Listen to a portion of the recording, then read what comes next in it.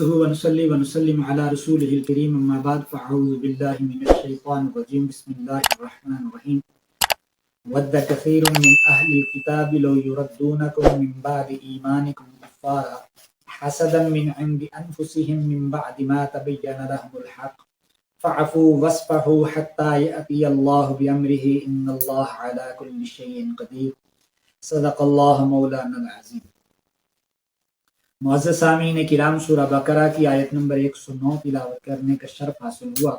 فرمایا ودا بہت کثیر، بہت سارے من اہل الکتاب، اہل کتاب میں سے، لو یردونکم جو چاہتے ہیں کہ من بعد ایمانکم وہ تمہیں لوٹا دیں ایمان کے بعد، کفارا کفر کی طرف، حسدم اس بنیاد پر حسد کرتے ہیں، من عند انفسہم تم سے، من بعد ما تبین لهم الحق حق کے ظاہر ہونے کے بعد بھی، فعفو آپ معاف کیجئے، وصفحو درگزر کیجئے، حتی یأتی اللہ بامرہ حتیٰ کہ اللہ کا امر آ جائے، ان اللہ علی کل شیء قدیر بے شک اللہ تعالی ہر چیز پر قادر ہے۔ اس آیت کے شان نزول کے متعلق تفسیر مظہری میں، تفسیر معالم التنزیل میں ایک واقعہ لکھا ہے۔ فرمایا حضرت عبداللہ ابن عباس رضی اللہ تعالی عنہ فرماتے ہیں،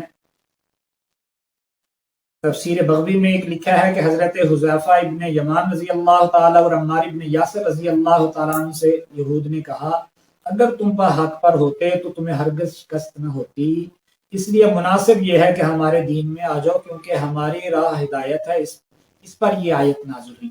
یہ امام میں معالم التنزیل میں امام فرابغوی رحمۃ اللہ تعالی علیہ نے اس کا شان نزول لکھا ہے۔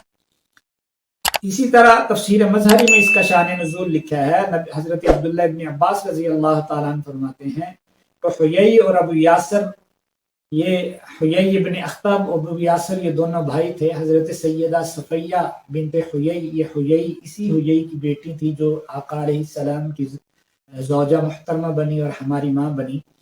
تو یہ عرب کے سردار تھے، یہ جانتے تھے، لیکن یہ حسد کی بنیاد پر انہوں نے نبی اکرم صلی اللہ علیہ وسلم کی مخالفت کی، اور یہ ہمیشہ دن اور رات نبی علیہ مسلمانوں کو ایمان سے برگشتہ کرنے اور پھیرنے میں لگے رہتے تھے۔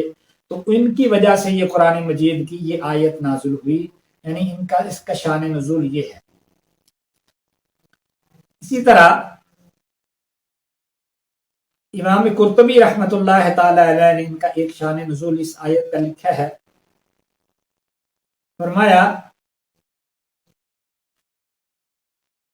کہ حضرت اسامہ ابن زید رضی اللہ تعالیٰ عنہ ردیف تھے، نبی اکرم صلی اللہ علیہ وسلم کے سواری کے پیچھے بیٹھے ہوئے تھے، یا عبداللہ ابن عباس رضی اللہ تعالیٰ عنہ پیچھے بیٹھے ہوئے تھے، یہ مجھے صحیح یاد نہیں ہے، اسامہ ابن زید تھے یا عبداللہ ابن عباس تھے غالباً رضی اللہ تعالیٰ عنہ۔ تو یہ پیچھے بیٹھے ہوئے تھے، آقا صلی اللہ علیہ وسلم سعد ابن عبادہ رضی اللہ تعالیٰ عنہ کی مزاج پرسی کے لیے جا رہے تھے، وہ بیمار تھے۔ تو راستے میں دراز گوش پر آپ سوار تھے، تو راستے میں چلتے ہوئے ایک محفل کے پاس پہنچے، تو اس محفل میں یہود بھی تھے، اس محفل میں مشرکین بھی تھے، اور اس محفل میں صحابہ میں عبداللہ ابن رواحہ بھی تھے۔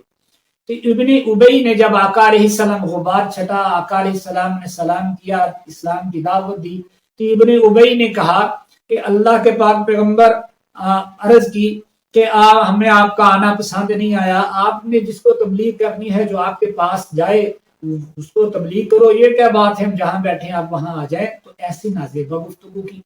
تو عبداللہ ابن رواحہ رضی اللہ تعالیٰ عنہ کھڑے ہوئے، انہوں نے فرمایا یہ جھوٹ بولتا ہے، غلط کہتا ہے، ہمیں آقا آپ کا آنا ہمارے لیے باعث صد افتخار ہے، خوشیاں لاتا ہے، آپ ضرور ہمارے محلوں میں ہمارے گھروں میں تشریف لائیں، ہمیں اسلام کی دعوت دیں، اسلام سکھائیں۔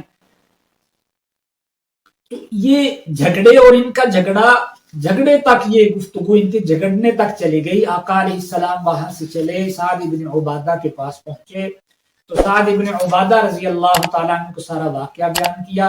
تو سعد نے جواب میں کہا، عرض کی اللہ کے پاک پیغمبر جب آپ تشریف ابھی لائے نہیں تھے تو ہم باقاعدہ ہم نے ابن ابی کو مدینے کا سردار بنا لیا تھا، بس دستار پہنانی باقی تھی کہ آپ تشریف لے آئے، اس کی سرداری ختم ہو گئی، اس لیے وہ ایسی باتیں کرتا ہے، آپ اس سے درگزر کا معاملہ کریں۔ اس پر یہ قرآن مجید کی آیت ام تریدون یہ والی نازل ہوئی، ود کثیر من اہل الکتاب لو یردونک من بعد ایمانکم کفار۔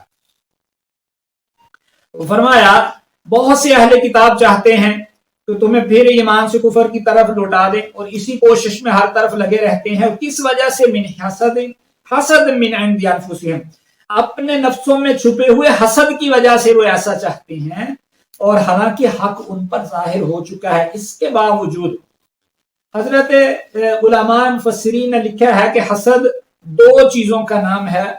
ایک کہ کسی کے پاس کوئی نعمت ہے، اس کی زوال کی تمنا کی جائے کہ اس کے پاس سے ختم ہو جائے، مجھے ملے نہ ملے۔ دوسری یہ کہ اس کے پاس ہے، اس سے وہ چیز ختم ہو جائے اور مجھے مل جائے، یہ ہے حسد۔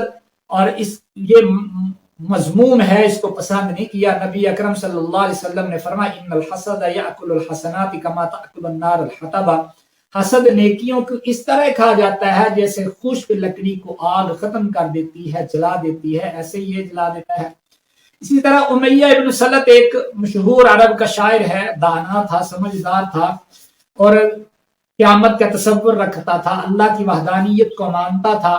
یہ یہود اس نے کتابیں پڑھی، یہود سے نصارہ سے دین سیکھنے کی کوشش کی۔ جب آقا صلی اللہ علیہ وسلم پر وحی نازل ہوئی تو یہ حسد میں مبتلا ہو گیا کہ مجھ پر، یہ چاہتا تھا کہ وحی مجھ پر نازل ہو، لیکن نبی اکرم صلی اللہ علیہ وسلم پر آ گئی۔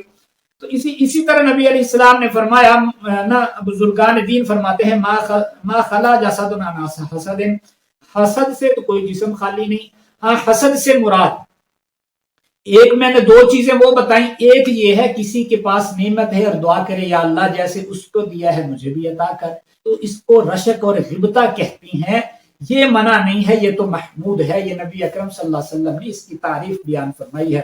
اور قرآن مجید میں حسد کے متعلق اللہ نے فرمایا من شر حاسد اذا حسد، اور غیر مسلم اقوام اس وقت سے آج تک یہ حسد کی بنیاد پر جانتے ہیں کہ حق یہ ہے، محض حسد کی بنیاد پر یہ جو ہے وہ اسلام کے خلاف سازشیں بننے میں ہے۔ امیر شکیب ارسلان نے الحاضر العالم الاسلامی میں لکھا ہے، جو مشہور کتاب ہے ان کی، کہ اب تک 6 لاکھ کتابیں یہود و نصارہ نے لکھی ہیں اسلام میں شکوک و شبہات پیدا کرنے کے لیے کہ مسلمانوں کو اسلام سے علیحدہ کر دیں، یا کم از کم مسلمان نام کے مسلمان رہیں اور وہ صحیح کامل مسلمان نہ ہوں۔ اللہ سمجھنے عمل کی توفیق عطا فرمائے۔ وما علینا الا